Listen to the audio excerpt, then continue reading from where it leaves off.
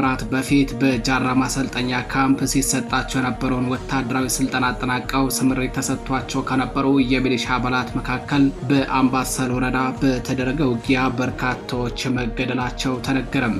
በውጊያው የተገደሉት የሚሊሻ አባላቱ ብቻ ሳይሆኑ ቁጥራቸው በውል ያልታወቀ በሰሜን ምስራቅ እዝ 802ኛ ኮር የ47ኛ ክፍለ ጦር አባላትም መገደላቸውን ጣቢያችን ለማረጋገጥ ችሏል።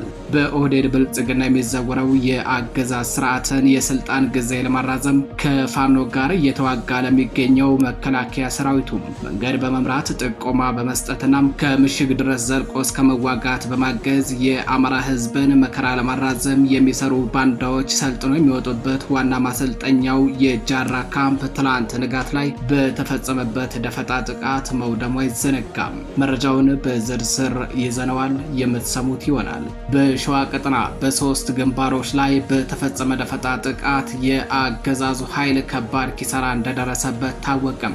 በሸዋ በረህት ወረዳ መተብላ ተብሎ በሚጠራው አካባቢ ላይ በተፈጸመ ደፈጣ ጥቃት በርካታ የወረዳ ካድሬዎችና የአገዛዙ ወታደሮች የፋኖ አፈሙዝ ሲሳይ ሆነው መቅረታቸው ተሰምቷል። በተመሳሳይ ከሸዋሮቢት ከተማ በቅርብ ርቀት አስፋቸው ተብሎ በሚጠራው ቦታ ላይ የሸዋሮቢት አመራሮችን ወደ ደብረ ብርሃን አጅበው ሲጓዙ በነበሩ የአገዛዙ ወታደሮች ላይ ከባድ ጉዳት ደርሷል ተብሏል። ከአመራሮቹ መካከል ክፉኛ የቆሰሉ ስለመኖራቸውም ተነግሯል። በሌላኛው ከመንዝ ወደ ሰላ ድንጋይ ሲንቀሳቀሱ በነበሩ የገዢ ቡድን ወታደሮች ላይ በተፈጸመ ደፈጣ ጥቃት ሁለት ተሽከርካሪ ሙሉ ወታደሮች ሲገደሉ ከሞቱት መካከል መስመራዊ አዋጊዎችን ጨምሮ የዙ 23 ተኳሾች እንደሚገኙበት ተገልጿል። መረጃውን በዝርዝር ይዘነዋል፣ የምትሰሙት ይሆናል። በሌላኛው መረጃችን የሳሙኤል አወቀ ክፍለ ጦር በተጠኑ 4 ግንባሮች ላይ ባካሄደው ውጊያም የጠላትን አከርካሪ በመስበር ታላቅ ድል መቀዳጀቱ ተሰምቷል።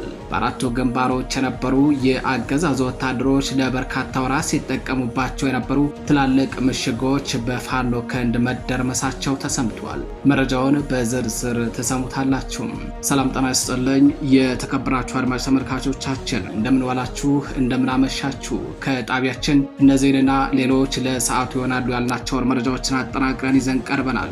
መረጃዎቻችን ለብዙዎች ተደራሽ ሆኑ ዘንድ ቻናላችንን ላይክ፣ ሰብስክራይብ እንዲሁም ሼር ማድረጋችሁን አትዘንጉ እያልን ወደ መረጃዎቻችን የምናልፍ ይሆናል።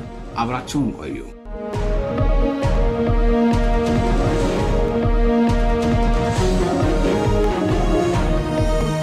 በቅድሚያም በአምባሰል ወረዳ በተደረገው ውጊያ በጃራ ማሰልጠኛ ካምፕ ሰልጥነው ወጥተው ስምሪት ተሰጥቷቸው የነበሩ በርካታ የሚሊሻ አባላት መገደላቸው ተነገረም። ከወራት በፊት በጃራ ማሰልጠኛ ካምፕ ሲሰጣቸው የነበረውን ወታደራዊ ስልጠና አጠናቀው ስምሪት ተሰጥቷቸው የነበሩ የሚሊሻ አባላት ናቸው። በአምባሰል ወረዳም አበት ተብሎ በሚጠራው አካባቢ ላይ በተደረገው ውጊያም በርካቶች የተገደሉት ተብሏል። በውጊያው የተገደሉት የሚሊሻ አባላቱ ብቻ ሳይሆኑ ቁጥራቸው በውል ያልታወቀ በሰሜን ምስራቅ እዝ 802ኛ ኮር የ47ኛ ክፍለ ጦር አባላትም መገደላቸውን ጣቢያችን ለማረጋገጥ ችሏል። በኦህዴድ ብልጽግና የሚዘወረው የአገዛዝ ስርዓትን የስልጣን ጊዜ ለማራዘም ከፋኖ ጋር እየተዋጋ ለሚገኘው መከላከያ ሰራዊቱ መንገድ በመምራት ጥቆማ በመስጠትና ምሽግ ድረስ ዘልቆ እስከ መዋጋት በማገዝ የአማራ ህዝብን መከራ ለማራዘም የሚሰሩ ባንዳዎች ሰልጥነው የሚወጡበት ዋና ማሰልጠኛው የጃራ ካምፕ ትላንት ንጋት ላይ በተፈጸመበት ጥቃት ሙሉ በሙሉ መውደሙ ይታወቃል።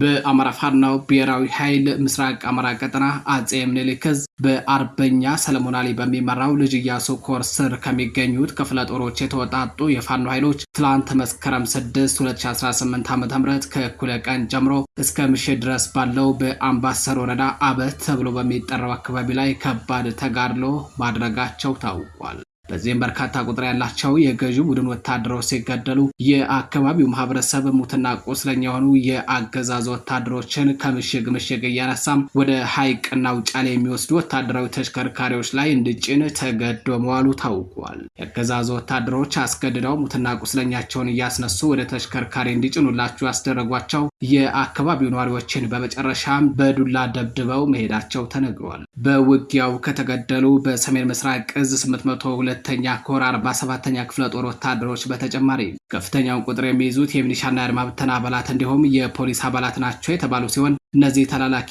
ባንዳዎች ሰልጥነው የወጡት ጃራ በሚገኘው ወታደራዊ ካምፕ መሆኑን ምንጮች ለጣቢያችን ገልጸዋል። ከዓመት በፊት ጀምሮ የተቋቋመው የጃራ ወታደራዊ ማሰልጠኛ ጣቢያ የማይቀረው የአማራ ፋኖ ድል ማድረግ ጉዞውን ለማደናቀፍ የሚሰሩ የሚሊሻና ፖሊስ እንዲሁም ሌሎች ያገዛዙ ተላላኪ የሆኑ ታጣቂዎችን ሲያፈራ ቆይተዋል። ከዚህ ማሰልጠኛ ጣቢያ ስልጠናቸውን አጠናቀው የሚወጡ የሚሊሻና የፖሊስ አባላት በተለያዩ የሰሜን ወሎና የደቡብ ወሎ አካባቢዎች እንዲሰማሩ ተደርገው ለመከላከያ ሰራዊቱ መንገድ በመምራትና ጥቆማ በመስጠት እንዲሁም የፋኖ ቤተሰቦች እንዲታፈኑና እንዲገደሉ በማድረግ ከዚህ አልፎ በየከተማው የሚገኙ የባለ ሀብቶችን ስም ዝርዝርና አድራሻ እንደ መከላከያ ሰራዊት አዛዦች በመስጠት እንዲታፈኑና ከፍተኛ ገንዘብ እንዲከፍሉ በማስደረግ ይሰራሉ። እንዲህ አይነት የነጻነት አሜካላሾህ የሆኑ ሆድ እንጂ ህሊና አልባ ተላላኪ ባንዳዎችን መልምሎ ሲያሰለጥን የነበረው ጃራ ወታደራዊ ካምፕ ትላንት መስከረም 6 2018 ዓ.ም ንጋት ጀምሮ በተፈጸመበት ጥቃት ሙሉ በሙሉ መውደሙን ጣቢያችን መረብ ሚዲያ በዕለቱ መዘገቡ አይዘነጋም። በዚህ ኦፕሬሽን በመቶዎች የሚቆጠሩ የሚሊሻ አባላት ሙትና ምርኮኛ ሲሆኑ በርካታ የጦር መሳሪያም በፋኖ እጅ ገብቷል። ከወራት በፊት ከዚህ ጣቢያ ተመርቀው በአምባሰል ወረዳ በውጫሌ ከተማና በአካባቢው ስምሪት ተሰጥቷቸው የነበሩ የሚሊሻ አባላት ናቸው የልጅ ኢያሱ ኮር ፋኖች በትላንትናው ዕለት በወሰዱት እርምጃ የተገደሉትም። የተከበራችሁ አድማጭ ተመልካቾቻችን ወደ ሌላኛው መረጃችን አለፍን። በሸዋ በሶስት ግንባሮች ላይ በተፈጸመ ደፈጣ ጥቃት በርካታ ቁጥር ያላቸው ያገዛዙ ወታደሮች ሲገደሉ ከወታደሮቹ በተጨማሪ የዞንና የከተማ አስተዳደር ካድሬዎችም የጥቃቱ ሰለባ ሆነዋል ነው የተባለው። የብልጽግናው ቡድን የታችኛው ክፍል አመራሮችን አጅበው ከሸዋሮቢት ወደ ደብረ ብርሃን ሲጓዙ በነበሩ ወታደሮች ላይ ልዩ ስሙ አስፋቸው ተብሎ በሚጠራው አካባቢ ላይ ከባድ ጥቃት ተፈጽሟል።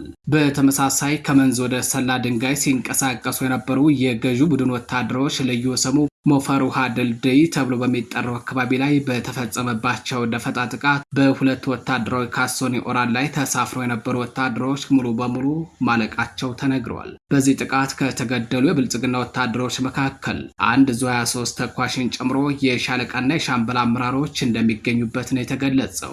በጥቃቱ ወታደሮቹ ተሳፍረውባቸው የነበሩ ሁለት ኦራሎች ሙሉ በሙሉ መውደማቸው ታውቋል። የሸዋሮቢት ከተማ አመራሮችን አጅበው ወደ ደብረ ብርሃን ከተማ ሲጓዙ የነበሩ የአገዛዙ ወታደሮች አስፋቸው ተብሎ በሚጠራው አካባቢ ላይ በተፈጸመባቸው ደፈጣ ጥቃት በርካቶች የተገደሉ ሲሆን ከአመራሮቹ መካከልም ክፉኛ የቆሰሉ ስለመኖራቸው ተነግረዋል።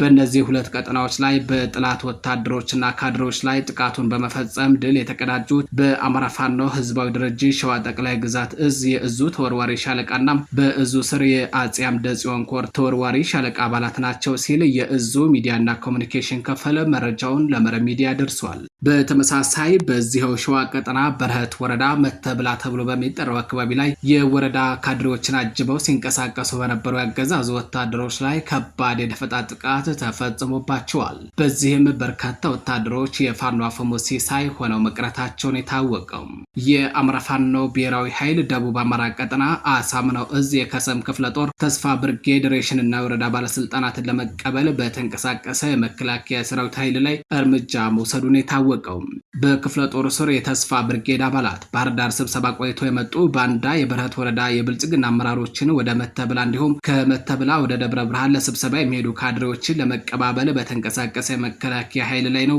እርምጃውን የወሰዱት ተብሏል። ይህ የጥፋት ኃይል ዙ 23ና ሞርተር በርካታ ድሽቃዎችን ይዞ ሬሽንና ካድሬ ለመቀበል ቢንቀሳቀስም በተስፋ ብርጌድ በአክሪሚትና ተሬ በተባሉ ቦታዎች ላይ በተወሰደበት እርምጃ ሙትና ቁስለኛውን ይዞ ወደ መጣበት ተመልሷል ነው የተባለው።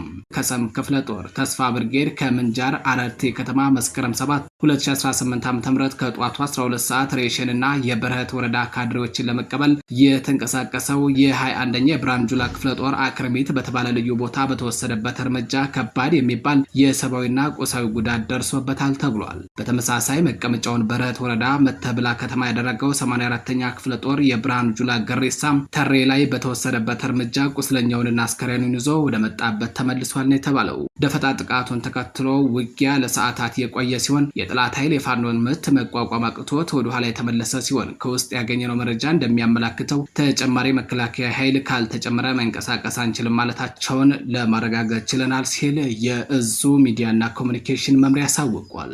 የተከበራችሁ አድማጭ ተመልካቾቻችን መረጃዎቻችን እንደቀጠሉ ናቸው። አሁን ደግሞ ወደ ምዕራብ አማራ ቀጠና እናልፋለን። በምዕራብ አማራ ቀጠና ሳሙኤል አወቀ ክፍለ ጦር በተጠኑ 4 ግንባሮች ላይ ባካሄደው ውጊያ የጠላትን አከርካሪ በመስበር ታላቅ ድል መቀዳጀቱ ተሰምቷል። የአማራ ፋኖ ብሔራዊ ኃይል ምዕራብ አማራ ቀጠና ቴዎድሮስ እዝ 9ኛ ሳሙኤል አወቀ ክፍለ ጦር በክፍለ ጦሩ ስር የአባይ ሸለቆ ብርጌድ አባላት በ4 ግንባሮች ባደረጉት ተጋድለው የአገዛዝ ወታደሮች ለበርካታ ወራት ሲጠቀሙባቸው የነበሩ ትላልቅ ምሽጎችን በመስበር በርካታ የጠላት ኃይል ወታደሮችን ሙትና ቁስለኛ ማድረጋቸው ታውቋል። ብርጌዱ ዛሬ መስከረም 7 2018 ዓ.ም ከንጋት 12 ሰዓት ገደማ ጀምሮ ድቦ፣ አቡነ ሀቢብ፣ ደርጅና ሰኞ ገበያ ተብሎ በሚጠሩ አካባቢዎች ላይ ባደረገው ማጥቃት ነው ድል የተቀዳጀው ተብሏል። በተያያዘ መረጃም የአረንዛው ጎንቻ ብርጌድ ገንቦሬ ላይ በተመሳሳይ ሰዓት ጥቃት የፈጸመ ሲሆን የክፍለ ጦሩ ጥምር ኃይል በአረንዛው ጎንቻ ብርጌድ ሻለቃዎች ጋር በመቀናጀት እነጎዴ ቀበሌ ትላንት ምሽት 3 ሰዓት ጀምሮ የተንቀሳቀሰውን የአገዛዙን ኃይል በማሳደድ ብትንትኑን አውጥቶታል ነው የተባለው። ወደ ሌላኛው መረጃችን አለፍን። በምስራቅ አርሲ ሮቤ ወረዳ በኦርቶዶክስ እምነት ተከታዮች ላይ ያነጣጠረ ጥቃት መፈጸሙ ተነገረም። በዚህም በርካቶች ተገድለዋል ነው የተባለው።